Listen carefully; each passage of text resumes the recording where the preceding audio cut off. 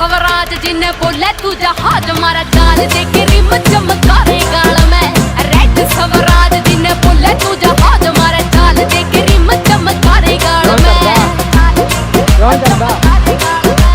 बेटी देख पूरी साथ बापू ने कढ़ाया रानी मोडिफाई करे पूरा 1.5 लाख लाया रानी। सुट्टा की चमक कभी न कम पतलो तेरे सुट्टा की चमक कभी न कम पतलो।